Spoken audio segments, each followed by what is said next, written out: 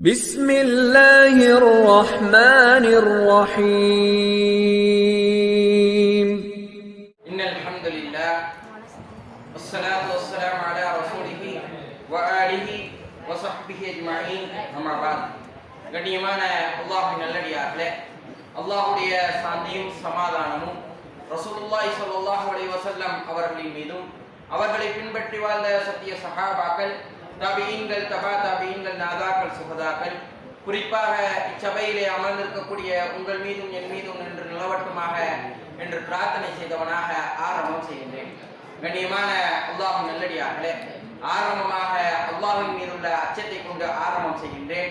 காரணம், ரசூலுல்லாஹி ஸல்லல்லாஹு அலைஹி வஸல்லம் அவர்கள் எந்த ஒரு உபதேசத்தை ஆரம்பம் செய்யும் பொழுதும் அல்லாஹ்வின் மீதுள்ள அச்சத்தை கொண்டு ஆரம்பம் செய்வார்கள். இதையெல்லாம் அல்லாஹ் தஆலா நமக்கு ஹலால் ஆக்கினானோ அதையெல்லாம் நம்முடைய வாழ்வுகளில் இணைந்து வாழக்கூடிய வாழ்க்கையையும், எதையெல்லாம் அல்லாஹ் தஆலா ஹராம் ஆக்கினானோ அதை விட்டு விலகக்கூடிய வாழ்க்கையையும் அல்லாஹ் தஆலா நம் அனைவருக்கும் தந்தருள் புரிவானாக.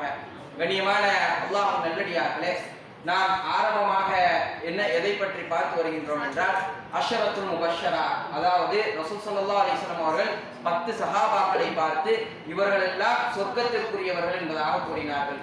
அதன் அடிப்படையிலே இதுவரைக்கும் 9 சஹாபியினுடைய வாழ்க்கை வரலாற்றை பார்த்திருக்கின்றோம். இன்றைக்கு இறுதியாக 10வது சஹாபியாக சயீத் இப்னு ஸைத் ரலியல்லாஹு அன்ஹுடைய வாழ்க்கை வரலாற்றை பார்க்க இருக்கின்றோம்.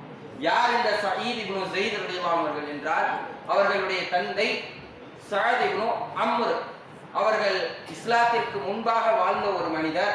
அவர்கள் யார் என்றால், ரசூல் ஸல்லல்லாஹு அலைஹி வஸல்லம் அவர்கள் நபித்துவத்திற்கு முன்னால் அவர்கள் மக்காவிலே வாழுகின்றார்கள். அவர்கள் மக்காவிலே வாழும் பொழுது எந்த ஒரு சிலையையும் வணங்கவில்லை. அவர்கள் எந்த ஒரு சிலையையும் வணங்காமல் அவர்கள் தனியாக ஒரு மனிதராக திகழ்கின்றார்கள். ரசூல் ஸல்லல்லாஹு அலைஹி வஸல்லம் அவர்களுக்கு முன்னால் சில மனிதர்கள் இப்ராஹிம் அலைஹிஸ்ஸலாம் அவர்களுடைய மார்க்கத்தை பின்பற்றுவதாக கூறினார்கள். அவர்கள் எல்லாம் சிலைகளை வணங்க மாட்டார்கள். இஸ்லாம் எதை போதிக்கின்றதோ அதை அவர்கள் அவர்களுடைய வாழ்க்கையிலே செய்து கொண்டிருந்தார்கள். அதில் ஒருவர் தான் அபூபக்கர் சித்தீக் ரலியல்லாஹு அன்ஹு அவர்கள். அதே போன்று ஸைத் இப்னு அம்ர் அவரும் இஸ்லாமிய போக்கிலே தன்னுடைய வாழ்வை அமைக்கின்றார்கள். இப்ராஹிம் நபியினுடைய மார்க்கத்தை பின்பற்றுவதாக அந்த மக்களிடம் சொன்னார்கள். அவர்களுடைய சகோதரர் தான் கத்தாப், அதாவது உமர் ரலியல்லாஹு அன்ஹுடைய தந்தை தான் இவருடைய சகோதரர்.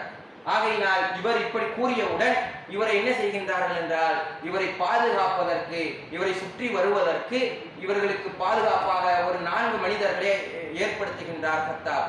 அவர்கள் இந்த மனிதரை ஒரு மலை உச்சியிலே வைத்துக் கொண்டு இவர் எங்கும் இறங்கி விடாமல் பார்த்து கொண்டே இருக்கின்றார்கள். ஒரு நேரம் அந்த சயீத் இப்னு அம்ர் என்பவர் இறங்கி செல்கின்றார். இறங்கி சிரியாவை நோக்கி செல்கின்றார்கள். சிரியாவை நோக்கி சென்ற நேரத்திலே அவர்களுக்கு சொல்லப்படுகின்றது, உங்களுடைய பகுதியிலே ஒரு நபி வருவார், அவர்தான் சத்திய மார்க்கத்தை போதிப்பார், அவர்தான் இறுதி தூதர் என்பதாக சொல்லப்படுகின்றது. உடனே அந்த ஸைத் இப்னு அம்ர் என்பவர் உடனடியாக மக்காவின் பக்கம் விரைகின்றார். வரும் வழியிலே அவர் மரணமும் அடைகின்றார். மரண தருவாயிலே தன்னுடைய கைகளை உயர்த்தி கேட்கின்றார், இறைவா, என்னுடைய மகனை நீ ஒரு காலம் விட்டு விடாதே, அந்த நபியுடன் சேரக்கூடிய மனிதராக என்னுடைய மகனை மாற்று என்பதாக துவா செய்கின்றார்கள். அவருடைய மகன் அஷரத்துல் முபஷ்ஷராவில் இடம் பிடிக்கின்றார். கண்ணியமான அல்லாஹ் நல்லடியார்களே, ஒரு தந்தை செய்த துவா அவருடைய மகனுக்கு எப்படி பிரதிபலிக்கின்றது என்பதனை இதன் மூலியமாக நாம் தெரிந்து கொள்ளலாம். அந்த ஸைத் இப்னு அம்ர் என்பவர் துவா கேட்கின்றார், யா அல்லாஹ், என்னுடைய இறைவனே, என்னுடைய மகனை அந்த நபியுடன் இணைத்து வைப்பாயாக என்பதாக ஸைத் இப்னு அம்ர் அவர்கள் துவா கேட்டார்கள். அவர்களுடைய மகன் சயீத் இப்னு ஸைத் என்பவர் இஸ்லாத்தை ஆரம்ப காலகட்டத்திலே மிக ஆரம்பமாக அவர்கள் இஸ்லாத்தை ஏற்றுக்கொள்கின்றார்கள். எந்த அளவிற்கு என்றால், அல்லாஹ் தஆலா தன் திருமறையிலே சொல்லி காட்டுகின்றானா இல்லையா, சாபிகூனல் அவ்வலூன் என்பதாக, முந்தியவர்கள் முதலாமவர்கள் என்பதாக அவர்கள் இஸ்லாத்தை ஆரம்ப காலத்திலே ஏற்றுக்கொள்கின்றார்கள். கண்ணியமான அல்லாஹ்வின் நல்லடியார்களே, இவர்களுக்கு திருமணம் முடிகின்றது. யாருடன் என்றால், உமர் இப்னு கத்தாப் ரலியல்லாஹு அன்ஹுடைய தங்கையான ஃபாத்திமா ரலியல்லாஹு அன்ஹா அவர்களுடன் திருமணம் முடிகின்றது. இவர்களுடைய தங்கை ஆத்திகா ரலியல்லாஹு அன்ஹா அவர்களை உமர் ரலியல்லாஹு அன்ஹு திருமணம் முடித்துக் கொள்கின்றார்கள். ஒரு பொண்ணை கொடுத்து ஒரு பெண்ணை திருமணம் முடித்துக் கொள்கின்றார்கள். இவருடைய தங்கையை உமர் ரலியல்லாஹு அன்ஹுவும் உமர் ரலியல்லாஹு அன்ஹுடைய தங்கையை இவர்களும் முடித்துக் கொள்கின்றார்கள். உமர் ரலியல்லாஹு அன்ஹு அவர்கள் ரசூல் ஸல்லல்லாஹு அலைஹி வஸல்லம் அவர்களை கொல்லப் போகின்றேன் என்பதாக வாளை உருவிய தருணம் அங்கு இருக்கக்கூடிய சில சஹாபாக்கள் கூறினார்கள், மறைமுகமாக இஸ்லாத்தை ஏற்று அந்த சஹாபாக்கள் கூறினார்கள், உமரே, நீங்கள் யாரை கொலை செய்ய போகின்றீர்கள்? முகம்மதையா? நீங்கள் முகம்மதை ஒரு காலம் கொலை செய்ய வேண்டாம், முதலில் உங்களுடைய குடும்பத்தை பாருங்கள் என்பதாக சொல்லிய போது இவர்களுடைய வீட்டிற்கு தான் முதலிலே உமர் இப்னு கத்தாப் ரலியல்லாஹு அன்ஹு வருகின்றார்கள். வந்து கதவுகளை தட்டுகின்றார்கள், உள்ளே வருகின்றார்கள். இந்த சம்பவம் எல்லாம் நமக்கு தெரிந்த ஒரு சம்பவம் தான். இஸ்லாத்தை ஏற்றுக்கொள்கின்றார்கள். உமர் இப்னு கத்தாப் ரலியல்லாஹு அன்ஹு இஸ்லாத்தை ஏற்பதற்கு ஒரு காரணமாக இந்த சயீத் இப்னு ஸைத் ரலியல்லாஹு அன்ஹு இருந்தார்கள். அது மாத்திரமல்ல, இவர்கள் ஆரம்ப காலமாக பல்வேறு சஹாபாக்கள் சோதிக்கப்பட்டதை போன்று இவர்களும் சோதிக்கப்பட்டார்கள். பல்வேறு வேதனைகள் இவர்களுக்கும் கொடுக்கப்பட்டது. ஆனால் இவர்கள் அபிசீனியாவிற்கு ஹிஜ்ரத் செல்லவில்லை. பல்வேறு சஹாபாக்கள் ஹிஜ்ரத் சென்றார்கள். நாம் பார்த்திருப்போம், உஸ்மான் இப்னு அஃபான் ரலியல்லாஹு அன்ஹு ஹிஜ்ரத் செய்தார்கள், தல்ஹா இப்னு உபைதுல்லாஹ் ரலியல்லாஹு அன்ஹு ஹிஜ்ரத் செய்தார்கள். பல்வேறு சஹாபாக்கள் ஹிஜ்ரத் செய்து அபிசீனியாவிற்கு சென்றார்கள். ஆனால் சில சஹாபாக்கள் மாத்திரமே மக்காவிலே இருந்தார்கள். அதில் சயீத் இப்னு ஸைத் ரலியல்லாஹு அன்ஹு ஒருவர். அவர்கள் அபிசீனியாவிற்கு ஹிஜ்ரத் செல்லாமல் மக்காவிலே தங்கி இருக்கின்றார்கள். ஒரு காலகட்டம் அல்லாஹ் தஆலா திருமறை வசனத்தை இறக்குகின்றான், நபியே, நீங்களும் உங்களுடைய தோழர்களும் மதீனாவிற்கு ஹிஜ்ரத் செய்யுங்கள் என்பதாக சொல்லிய போது இவர்களுடைய மனைவி ஃபாத்திமா ரலியல்லாஹு அன்ஹா அழைத்து கொண்டு அவர்கள் மக்காவிலிருந்து மதீனாவிற்கு ஹிஜ்ரத் செய்கின்றார்கள். மதீனாவிற்கு ஹிஜ்ரத் செய்தால் அவர்கள் மதீனாவிலே சுபகோபமாக வாழுகின்றார்கள். அந்த வாழக்கூடிய காலகட்டத்திலே அவர்களுக்கு பத்ருடைய விஷயம் அறிவிக்கப்படுகின்றது. அந்த நேரத்திலே ரசூல் ஸல்லல்லாஹு அலைஹி வஸல்லம் அவர்கள் 2 சஹாபாக்களை அழைக்கின்றார்கள். ஒன்று தல்ஹா இப்னு உபைதுல்லாஹ் ரலியல்லாஹு அன்ஹு, மற்றொன்று சயீத் இப்னு ஸைத் ரலியல்லாஹு அன்ஹு. இவர்கள் இருவரையும் பத்ர் போருக்கு செல்லாமல் நீங்கள் என்ன செல்லுங்கள், அபு சுஃபியானுடைய படையை நீங்கள் பார்ப்பதற்காக செல்லுங்கள், அவர்களை உளவு பார்ப்பதற்காக செல்லுங்கள் என்பதாக அனுப்பி வைக்கின்றார்கள். இந்த 2 சஹாபாக்களும் பத்ருக்கு செல்லாமல் இந்த 2 சஹாபாக்களும் அபு சுஃபியானுடைய படையை உளவு செய்வதற்காக செல்கின்றார்கள். அவருடைய வியாபார கூட்டத்தை உளவு செய்வதற்காக செல்கின்றார்கள். செல்லும் வழியிலே ஹவுரா என்ற இடத்திலே அவர்கள் நிற்கின்றார்கள். நின்றால் அந்த இடத்திலே சொல்லப்படுகின்றது, இப்பொழுதுதான் அபு சுஃபியானுடைய வியாபார கூட்டம் சென்றது என்பதாக. உடனடியாக இந்த தல்ஹா இப்னு உபைதுல்லாஹ் ரலியல்லாஹு அன்ஹுவும் சயீத் இப்னு ஸைத் ரலியல்லாஹு அன்ஹுவும் உடனடியாக வருகின்றார்கள் மதீனாவிற்கு. இந்த விஷயத்தை ரசூல் ஸல்லல்லாஹு அலைஹி வஸல்லம் அவர்களிடம் சொல்ல வேண்டும் என்பதற்காக வந்து பார்த்தால் ரசூல் ஸல்லல்லாஹு அலைஹி வஸல்லம் அவர்களையும் காணவில்லை, பல சஹாபாக்களையும் காணவில்லை. அந்த நேரத்திலே அந்த மக்களிடம் கேட்கின்றார்கள். அங்கிருந்த சஹாபாக்களிடம் கேட்ட பொழுது அங்கிருந்த சஹாபாக்கள் கூறினார்கள், ரசூல் ஸல்லல்லாஹு அலைஹி வஸல்லம் அவர்கள் பத்ர் களத்திற்கு சென்றிருக்கின்றார்கள் என்பதாக சொன்ன பொழுது இந்த 2 சஹாபாக்களும் பத்ரை நோக்கி சென்றார்கள். வரும் எதிரிலே ரசூல் ஸல்லல்லாஹு அலைஹி வஸல்லம் அவர்கள் வருகின்றார்கள். வருவதை பார்த்த அந்த 2 சஹாபாக்களும், யா ரசூலுல்லாஹ், நாங்கள் அந்த உளவு பார்க்க சென்ற இடத்திலே அபு சுஃபியானுடைய வியாபார கூட்டம் சென்று விட்டது, ஆகையினால் நாங்கள் மதீனா வந்தோம். மதீனாவிலே வந்த பொழுது நீங்கள் பத்ருக்கு சென்றதாக கேள்விப்பட்டோம். உங்களை பார்ப்பதற்கு பத்ரிலே நின்று போர் செய்வதற்காக நாங்கள் வந்தோம். ஆனால் நீங்கள் போரை முடித்து விட்டீர்கள் என்பதாக சொன்னபோது ரசூல் ஸல்லல்லாஹு அலைஹி வஸல்லம் அவர்கள் இந்த 2 சஹாபாக்களினுடைய வாள்களையும் வாங்கி அனைத்து சஹாபாக்களினுடைய போர் செய்த அனைத்து சஹாபாக்களினுடைய வாளுடன் வைக்கின்றார்கள். இந்த 2 சஹாபாக்களும் போர் செய்யாவிட்டாலும் இவர்கள் இந்த பத்ரிலே கலந்தவர்களை போன்று ஆவார்கள் என்பதாக நற்சான்றுகள் கூறினார்கள். கண்ணியமான அல்லாஹ் நல்லடியார்களே, இந்த இடத்திலே சிந்தித்து பார்க்க வேண்டும். போர் செய்யாமல் ஒரு கூட்டம் இருக்கின்றார்கள், போர் செய்கின்றார்கள் ஒரு கூட்டம். இதில் 2 நபர்களும் 2 கூட்டமும் சமமாக முடியாது. ஆனால் ரசூல் ஸல்லல்லாஹு அலைஹி வஸல்லம் அவர்கள் இந்த 2 நபர்கள் போர் செய்யாமல் இருந்த பொழுதும் இந்த 2 நபர்களும் போர் செய்தவர்களை போன்று ஆவார்கள் என்பதாக இந்த 2 சஹாபிகளையும் உயர்த்தி கூறினார்கள். கண்ணியமான அல்லாஹ் நல்லடியார்களே, இந்த இந்த சயீத் இப்னு ஸைத் ரலியல்லாஹு அன்ஹு அவர்கள் அனைத்து போர்களிலும் கலந்து கொள்கின்றார்கள்.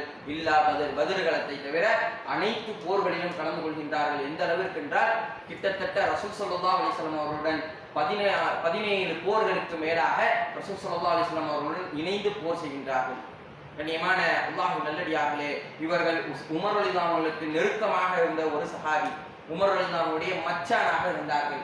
அது மாத்திரமல்ல, ரசூல் ஸல்லல்லாஹு அலைஹி வஸல்லம் அவர்களுக்கு பிறகு ரசூல் ஸல்லல்லாஹு அலைஹி வஸல்லம் அவர்களுடன் இருந்த தோழர்களுடன் மிக நெருக்கமாக இருந்தார்கள். அபூபக்கர் சித்திக் ரலியல்லாஹு அவர்களாக இருக்கட்டும், உமர் ரலியல்லாஹு இருக்கட்டும், அவர்களுடன் மிக நெருக்கமாக இருந்த ஒரு சஹாபியாக இந்த சயீத் இப்னு ஸைத் ரலியல்லாஹு இருந்தார்கள். அவர்கள் உமர் ரலியல்லாஹுடைய காலகட்டம், உமர் ரலியல்லாஹு ஷஹீதாக்கப்படுகின்றார்கள். அப்பொழுது 6 சஹாபாக்களை உமர் ரலியல்லாஹு விட்டு சென்றார்கள் அடுத்த கலீஃபாவாக. அந்த 6 கலீஃபாக்கள் யார்? அந்த 6 சஹாபியார் இந்த அஷரத்துல் முபஷ்ஷரா, தல்ஹா இப்னு உபைதுல்லாஹ் ரலியல்லாஹு அவர்கள், ஜுபைர் இப்னு அவ்வாம் ரலியல்லாஹு அவர்கள், சஅத் இப்னு அபி வக்காஸ் ரலியல்லாஹு அவர்கள், உஸ்மான் இப்னு அஃபான் ரலியல்லாஹு அவர்கள், அலி இப்னு அபி தாலிப் ரலியல்லாஹு அவர்கள், அப்துர்ரஹ்மான் இப்னு அவ்ஃப் ரலியல்லாஹு அவர்கள். மீதம் இருக்கக்கூடிய 4 சஹாபாக்கள் யார்? அபூபக்கர் சித்திக் ரலியல்லாஹு அவர்கள் வஃபாத் ஆகிவிட்டார்கள். உமர் இப்னு கத்தாப் ரலியல்லாஹு அவர்கள் கத்தியால் குத்தப்பட்ட நிலைமையிலே இருக்கின்றார்கள். அபூ உபைதா இப்னு ஜர்ராஹ் ரலியல்லாஹு அவர்கள் அவர்களும் வஃபாத் ஆகிவிட்டார்கள்.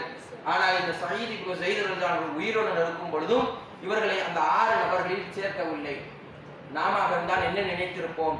மச்சானுக்கும் அந்த அவர்களுக்கும் சண்டையோ, அதனால் சேர்க்கவில்லையோ என்பதாக நினைத்திருப்போம். ஆனால் உமர் ரலியல்லாஹு அவர்கள் அதிலே பதிவு செய்கின்றார்கள், நான் எதற்காக தெரியுமா சயீதை இதில் சேர்க்கவில்லை? அவர் மிக தகுதி உடையவர் தான், இந்த கலீஃபாவுடைய பொறுப்பிற்கு அவர் மிக தகுதி உடையவர் தான். ஆனால் நான் சேர்க்கவில்லை. காரணம், என்னுடைய குடும்பத்திலிருந்து இந்த ஆட்சிக்கு வந்தது போதும். இதற்கு மேல் இந்த சுமையை என்னுடைய குடும்பத்திலிருந்து யாரும் தூக்க வேண்டாம். இதில் இருக்கக்கூடிய நீங்கள் பார்க்கலாம், இது ஒரு கிரீடமாக இருக்கின்றது. ஆனால் இதை தலைக்கு மேல் வைத்தால் தான் தெரியும், இது ஒரு முட்கிரீடம். இதிலிருந்து என்னுடைய குடும்பத்திலிருந்து இனி யாரும் ஆட்சி பொறுப்பில் அமர்த்த வேண்டாம் என்பதற்காகத்தான் நான் சயீத் இப்னு ஸைதை நான் இந்த விஷயத்தில் சேர்க்கவில்லை என்பதாக கூறினார்கள். கண்ணியமான அல்லாஹ்வின் நல்லடியார்களே, மிக பேணுதலாக இந்த சயீத் இப்னு ஸைத் ரலியல்லாஹு இருந்தார்கள். அது மாத்திரமல்ல, காதிசியாவினுடைய போர் நமக்கெல்லாம் தெரிந்த விஷயம்தான். சிரியாவிற்காக அபூ உபைதா இப்னு ஜர்ராஹ் ரலியல்லாஹு அவர்கள் தளபதியாக நியமிக்கப்பட்டு அனுப்பப்படுகின்றார்கள். அனுப்பப்பட்டால் டமாஸ்கஸ் வெற்றி கொள்ளப்படுகின்றது. டமாஸ்கஸ் வெற்றி கொள்ளப்பட்டால் அந்த டமாஸ்கஸ் நகரத்திற்கு ஆளுநராக சயீத் இப்னு ஸைத் ரலியல்லாஹு அவர்கள் நியமிக்கப்படுகின்றார்கள். நியமிக்கப்பட்டால் சிறிது காலத்திலேயே அவர்களே ராஜினாமா செய்கின்றார்கள். ராஜினாமா செய்து, அபூ உபைதாவே, இதற்கு மேல் என்னால் இந்த பகுதிக்கு ஆளுநராக இருக்க முடியாது, நான் என்னுடைய இபாதத்துகளை என்னால் சரிவர செய்ய முடியவில்லை என்பதாக விட்டு கொடுக்கின்றார்கள். இன்றைக்கெல்லாம் நாம் எந்த அளவிற்கு இருக்கின்றோம்? ஒரு பதவியோ ஒரு விஷயமோ நமக்கு தலைமைத்துவமோ கிடைத்து விட்டால் அதற்காக மித்த அனைத்தையும் தியாகம் செய்யக்கூடிய மனிதர்களாக இருக்கின்றோம். ஆனால் அன்றைக்கு அல்லாஹ்வை வணங்கக்கூடிய விஷயத்திற்காக தன்னுடைய பதவியவே அவர்கள் விடக்கூடிய சூழ்நிலையிலே இருந்தார்கள். இதே போன்றுதான் நம்முடைய சஅத் இப்னு அபி வக்காஸ் ரலியல்லாஹு அவர்களுக்கும் ஒரு பொறுப்பு கொடுக்கப்பட்டது. எந்த இடம் என்றால் கூஃபா என்கின்ற நகரத்திற்கு ஆளுநராக நியமிக்கப்படுகின்றார்கள். ஆளுநராக நியமிக்கப்பட்டால் யார் ஆளுநராக, யார் தலைவராக அந்த ஊருக்கு இருக்கின்றார்களோ அவர்கள் தான் அன்றைய காலகட்டத்தில் எல்லாம் தொழ வைப்பார்கள். அவர்கள் தொழ வைக்கின்றார்கள். தொழ வைத்தால் அங்கு இருக்கக்கூடிய மனிதர்கள் எல்லாம் சொல்கின்றார்கள், உமர் ரலியல்லாஹு அவர்களுக்கு கம்ப்ளைண்ட் எழுதுறாங்க, இந்த சஅத் இப்னு அபி வக்காஸ் ரலியல்லாஹு அவர்களுக்கு தொழ வைக்க தெரியவில்லை என்பதாக. கண்ணியமான அல்லாஹ்வின் நல்லடியார்களே, இன்றைக்கும் இது போன்ற கூட்டங்கள் இருக்கின்றார்கள். சில இமாம்களை பார்த்து இவர்களுக்கு தொழ வைக்க தெரியவில்லை, இவர்களுக்கு அல்லாஹ் அக்பர் சொல்ல தெரியவில்லை என்பதாக எல்லாம் பேசுகின்றார்கள். அவர்களை கூட்டி வந்து பார்த்தால் அவர்களுக்கு ஒரு அலிபாத்தா கூட தெரியாது. ஆனால் அன்றைக்கும் அதே போன்ற மக்கள் இருந்தார்கள். யாரை கம்ப்ளைண்ட் செய்கின்றார்கள்? ஒரு சஹாபி. எப்படிப்பட்ட சஹாபி? 10 சஹாபிகளை ரசூல் ஸல்லல்லாஹு அலைஹி வஸல்லம் நற்செய்தி கூறினார்களே, அதில் இருக்கக்கூடிய ஒரு சஹாபியை பார்த்து கூறுகின்றார்கள், இவருக்கு தொழ வைக்க தெரியவில்லை என்பதாக. இதை பார்த்த உமர் ரலியல்லாஹு அவர்கள் இதை கண்டறிய வேண்டும், இதற்கு தீர்வு காண வேண்டும் என்பதற்காக சஅத் இப்னு அபி வக்காஸ் ரலியல்லாஹு அன்ஹு ராஜினாமா செய்ய வைத்து அங்கு அம்மார் ரலியல்லாஹு அன்ஹு அனுப்புகின்றார்கள். அம்மார் ரலியல்லாஹு அன்ஹு அங்கு ஆளுநராக இருக்கின்றார்கள். அந்த நேரத்திலே சஅத் இப்னு அபி வக்காஸ் ரலியல்லாஹு அன்ஹுவை பார்ப்பது, அவர்கள் எப்படி இருந்தார்கள் என்பதனை தெரிந்து கொள்வதற்காக ஒரு குழுவை அனுப்புகின்றார்கள். அந்த குழுவிடம் ஒவ்வொருவராக கேட்ட பொழுது அனைத்து மக்களும் கூறினார்கள், சஅத் சிறந்தவர், சஅத் சஹீஹ், அவர் சிறந்தவர் என்பதாக சொன்னார்கள். ஆனால் அங்கிருந்த உசாமா இப்னு கத்தாதா என்கின்ற ஒரு மனிதன் மாத்திரம் கூறுகின்றார், சஅத் இப்னு அபி வக்காஸ் எப்படிப்பட்டவர் அல்ல, சிறந்த மனிதர் தான். ஆனால் 3 விஷயம் இருக்கின்றது அவரை பற்றி. ஒரு விஷயம், அவர் போருக்கு மக்களை அனுப்புவார், ஆனால் அவர் போர் செய்ய மாட்டார். 3 காரணங்களை வைக்கின்றார். இந்த உசாமா இப்னு கத்தாதா என்பவர் ஒரு காரணம் வைக்கின்றார். போர் செய்ய மக்களை அனுப்புவார், அவர் போர் செய்ய மாட்டார். இரண்டாவது விஷயம், கனிமத்து பொருட்களை அவர் சரிவர யாருக்கும் பிரித்து வைக்க மாட்டார், ஒரு ஒழுங்கான பங்கை வைக்க மாட்டார். மூன்றாவது, யாருக்கெல்லாமோ அவர்கள் பங்கு வைப்பார், யார் போரில் கலந்து கொண்டார்களோ அவர்களுக்கு பங்கே கொடுக்க மாட்டார் என்பதாக 3 விஷயங்களை கூறுகின்றார்கள். அந்த நேரத்திலே சஅத் இப்னு அபி வக்காஸ் ரலியல்லாஹு அன்ஹு கைகளை உயர்த்துகின்றார்கள். உயர்த்தி கூறினார்கள், இவர் எப்படிப்பட்டவர் தெரியுமா? இவர் அவருடைய பெருமைக்காக அவர்கள் என்னை குறைவாக கூறினால், யா அல்லாஹ் இவருடைய ஆயுளை நீட்டு, இவருக்கு வறுமையை கொடு, இவருக்கு நாசம் உண்டாகட்டும் என்பதாக துஆ கேட்கின்றார்கள். அந்த உசாமா இப்னு கத்தாதா எப்படி வாழ்ந்தார் என்றால், அதிக காலம் வாழுகின்றார்கள். அவருடைய புருவ முடிகள் எல்லாம் கண்ணை மறைக்கும் அளவிற்கு அவர்களுக்கு அந்த புருவமெல்லாம் கீழே இறங்குகின்றது. மிக வறுமையிலே வாழ்கின்றார்கள். இதே போன்றுதான் இந்த சயீத் இப்னு ஸைத் ரலியல்லாஹு அன்ஹுவிடம் ஒரு விஷயம் வருகின்றது. யார்?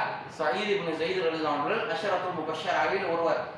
அவர்கள் வாழ்ந்து கொண்டிருந்த காலம் இறுதி காலகட்டத்திலே மர்வான் இப்னு ஹக்கம் என்கின்ற ஒரு ஆட்சியாளர், அவருடைய ஆட்சியிலே இப்னத் உவைஸ் என்கின்ற ஒரு பெண்மணி, ஆமீர் இப்னு உவைஸ் என்கின்ற ஒரு பெண்மணி கேட்கின்றார், இந்த சயீத் இருக்கின்றாரே அவர் என்னுடைய பொருட்களை, என்னுடைய நிலத்தை அபகரித்து விட்டார் என்பதாக கம்ப்ளைண்ட் செய்கின்றார். இதை கம்ப்ளைண்ட் எங்க போது? அந்த மாநிலத்தினுடைய ஆளுநராக இருக்கக்கூடிய மர்வான் இப்னு ஹக்கம் அவர்களிடம் செல்கின்றது. அவர்களிடம் சென்றால் அவர் கூறுகின்றார், அவர்களுக்கு தெரியும் இந்த சயீத் இப்னு ஸைத் ரலியல்லாஹு அன்ஹு அவர்கள் இது போன்ற ஒரு செயலை செய்ய மாட்டார்கள் என்பதாக தெரியும். அவர்களிடம் விசாரணை கேட்கின்றார்கள்.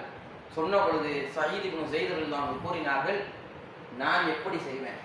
ரசூல் ஸல்லல்லாஹு அலைஹி வஸல்லம் சொன்னதா நான் ஒரு ஹதீஸ் சொல்றேன் அப்படின்னு சொல்றாங்க. ஒருவர் ஒரு நிலத்தை அநியாயமாக அபகரித்தால் நாளை மறுமை நாளிலே அவருடைய கழுத்திலே அது போன்று 7 மடங்கு பூமி அவருடைய கழுத்திலே விலங்கிடப்படும் என்பதாக கூறினார்கள். இப்படி ஒரு ஹதீஸை நானே அறிவிக்கின்றேன், நான் எப்படி நிலத்தை அபகரிப்பேன் என்பதாக சொல்லிவிட்டு, இதற்கு மேல் நான் எதையும் பேச விரும்பவில்லை, என்னுடைய நிலத்தை கூட அந்த பெண்ணுக்கு தருகின்றேன் என்பதாக விட்டுக் கொடுக்கின்றார்கள். விட்டு கொடுத்து விட்டு துவா செய்கின்றார்கள். முதலில் யார் துவா செய்தது? சஅத் இப்னு அபி வக்காஸ் ரலியல்லாஹு அன்ஹு. அவர்களுடைய துவாவை அல்லாஹ் தஆலா ஏற்றுக்கொண்டான். இது போன்ற சஹாபாக்கள் செய்யக்கூடிய துவாவை எல்லாம் அல்லாஹ் தஆலா ஏற்றுக்கொண்டிருந்தான். அதே போன்று இந்த சயீத் இப்னு ஸைத் ரலியல்லாஹு அன்ஹு அவர்கள் துஆ செய்கின்றார்கள், யா அல்லாஹ் இந்த பெண்ணிற்கு குருடியாக்கு, இந்த பெண்ணுடைய கண்களை குருடாக்கு, இவள் எந்த நிலத்திற்கு ஆசைப்படுகின்றாலோ அந்த நிலத்தில் இருக்கக்கூடிய கிணற்றிலே அவர் விழுந்து இறக்கட்டும் என்பதாக துஆ செய்கின்றார்கள். காலங்கள் ஓடுகின்றது, அனைத்து மக்களும் வாழ்ந்து கொண்டே இருக்கின்றார்கள். வாழ்ந்து கொண்டிருக்கும் பொழுது அப்துல்லா இப்னு ஸைத் என்கின்ற சஹாபி அறிவிப்பு செய்கின்றார்கள், ஒரு காலம் அந்த பெண்ணிற்கு கண் போய்விட்டது, அவர்களுடைய பார்வை போய்விட்டது. அப்பொழுதெல்லாம் சொல்லுவார்கள், எங்களுடைய ஊரில் ஒரு வளமையாகவே மாறிவிட்டது, சயீத் இப்னு ஸைத் ரலியல்லாஹு அன்ஹு கூறியது வாக்கு நிறைவேறிவிட்டது, அந்த பெண்ணை போன்று யாரும் குருடாகி விட வேண்டாம் என்பதாக சொன்னார்கள். அதே போன்று அந்த பெண் ஒரு நாள் குருடாகினால், அவள் வாழ்ந்து கொண்டே இருந்தால், ஒரு நாள் அவளுடைய வீட்டில் அவர்கள் தட்டு தடுமாறி இருக்கும் பொழுது அவளுடைய வீட்டில் இருக்கக்கூடிய கிணற்றிலே அவள் விழுந்து இறந்தாள் என்பதாக பதிவு செய்யப்படுகின்றது. அப்துல்லா இப்னு ஸைத் ரலியல்லாஹு அன்ஹு பதிவு செய்கின்றார்கள். கண்ணியமான அல்லாஹ் நல்லடியார்களே, பல்வேறு நபர்கள் இன்றைக்கு நம்முடைய காலகட்டத்திலே வாழ்ந்து கொண்டிருக்கின்றோம். எத்தனையோ நபர்களுடைய இடங்களையும் எத்தனையோ நபர்களுடைய மனதுகளையும் நாம் இன்றைக்கு குலைத்து கொண்டிருக்கின்றோம். அல்லாஹ் பாதுகாக்கட்டும். யார் ஒருவரை அநியாயம் செய்கின்றாரோ அந்த அநியாயம் செய்யப்பட்டவருடைய துவா கபூலாகும் என்பதாக ரசூல் ஸல்லல்லாஹு அலைஹி வஸல்லம் சொன்னார்கள். நாம் மற்ற மனிதர்களுடைய வாழ்க்கையில் தலையிடாமல் நம்முடைய வாழ்வோடு வாழக்கூடிய வாழ்க்கையை அல்லாஹ் தஆலா நம் அனைவருக்கும் தந்தருள் புரியட்டும். இறுதியாக இந்த சயீத் இப்னு ஸைத் ரலியல்லாஹு அன்ஹு யார் என்று சொன்னால், அவர்கள் இந்த அஷரத்துல் முபஷ்ஷரா என்கின்ற ஹதீஸ் வருகின்றதே, ரசூல் ஸல்லல்லாஹு அலைஹி வஸல்லம் 10 சஹாபாக்களை பார்த்து அபூபக்கர் ஃபில் ஜன்னா, உமர் ஃபில் ஜன்னா என்பதாக சொன்னார்களே, இந்த ஹதீஸை அறிவிப்பவரே இந்த சயீத் இப்னு ஸைத் ரலியல்லாஹு அன்ஹு தான். அவர்களிடம் சஹாபாக்கள் கேட்கின்றார்கள், ரசூல் ஸல்லல்லாஹு அலைஹி வஸல்லம் கூறியதாக 10 சஹாபாக்கள் இருக்கின்றார்களே, அவர்களுடைய பெயர் என்ன என்பதாக கேட்ட பொழுது இந்த சயீத் இப்னு ஸைத் ரலியல்லாஹு அன்ஹு அறிவிக்கின்றார்கள், அபூபக்கர் ஃபில் ஜன்னா, உமர் ஃபில் ஜன்னா, உஸ்மான் ஃபில் ஜன்னா, அலி ஃபில் ஜன்னா, அபு உபைதா ஃபில் ஜன்னா, தல்ஹா ஃபில் ஜன்னா, ஜுபைர் ஃபில் ஜன்னா, அப்துர் ரஹ்மான் இப்னு அவுஃப் ஃபில் ஜன்னா, சஅத் இப்னு அபி வக்காஸ் ஃபில் ஜன்னா என்பதாக 9 நபர்களை சொல்லி முடிக்கின்றார்கள். அங்கிருந்த மனிதர்கள் எல்லாம் கேட்கின்றார்கள், சயீதே ரசூல் ஸல்லல்லாஹு அலைஹி வஸல்லம் சொன்னது 10 அல்லவா, நீங்கள் 9 முடிக்கின்றீர்கள் என்பதாக சொன்னபோது அந்த சஹாபி சொன்னார்கள், அந்த 10வது நபரை நான் தான் என்பதாக சொன்னார்கள். கண்ணியமான அல்லாஹ் நல்லடியார்களே, இது போன்ற ஒரு வாழ்க்கையை நம் அனைவருக்கும் அல்லாஹ் தந்தருள புரியணும். நாம் எல்லாம் இன்றைக்கு ஒவ்வொரு விஷயமும் கிடைத்து விட்டால் நாம் எந்த அளவிற்கு சொல்கின்றோம், நமக்கு ஒரு விஷயம் கிடைத்து விட்டால் அந்த பதவியிலே நான் இருக்குகின்றேன், இந்த பதவியிலே இருக்குகின்றேன் என்பதாக நம்முடைய பெயரை சொல்வதற்கு முன்னால் நம்முடைய பதவிகளை சொல்லுகின்றோம். நாம இருந்தால் அந்த இடத்துல என்ன சொல்லியிருப்போம், நம்முடைய பெயரை முதலாவதாக போட்டிருப்போம். ஆனால் அன்றைக்கு அந்த சஹாபி சயீத் இப்னு ஸைத் ரலியல்லாஹு அன்ஹு அவர்கள் தன்னுடைய பெயரை இறுதியாக கொண்டு வந்தார்கள். யாரும் கேட்காமல் இருந்தால் அந்த 9 நபர்களுடன் முடித்திருப்பார்கள். கண்ணியமான அல்லாஹ் நல்லடியார்களே, எதை கேட்டோமோ அதன்படி அமல் செய்ய அல்லாஹ் தஆலா தௌஃபீக் செய்யட்டும். இந்த சஹாபி ஹிஜ்ரி 50 வஃபாத்தாகின்றார்கள். ஹிஜ்ரி 50 வஃபாத்தாகின்றார்கள். தன்னுடைய 70வது வயதிலே வஃபாத்தாகின்றார்கள். இவர்களுடைய அடக்கம், இவர்கள் எப்படி சஅத் இப்னு அபி வக்காஸ் ரலியல்லாஹு அன்ஹு 10 கிலோமீட்டருக்கு அப்பால் வாழ்ந்தார்களோ அதே போன்று இவர்களும் வாழுகின்றார்கள். இவர்களை குளிப்பாட்டுவதற்கும் இவர்களை கஃனிடுவதற்கும் சஅத் இப்னு அபி வக்காஸ் ரலியல்லாஹு அன்ஹுவும் அப்துல்லா இப்னு உமர் ரலியல்லாஹு அன்ஹு வருகின்றார்கள். இவர்களை குளிப்பாட்டுகின்றார்கள், இவர்களை கஃனிடுகின்றார்கள், இவர்களை அடக்கம் செய்கின்றார்கள். கண்ணியமான அல்லாஹ் நல்லடியார்களே, எதை கேட்டோமோ அதன்படி அமல் செய்ய அல்லாஹ் தஆலா தௌஃபீக் செய்யட்டும். வாஹிர் தவானா அனில் ஹம்துலில்லாஹி ரப்பில் ஆலமீன். அஸ்ஸலாமு அலைக்கும் வரஹ்மத்துல்லாஹி வபரகாத்துஹு.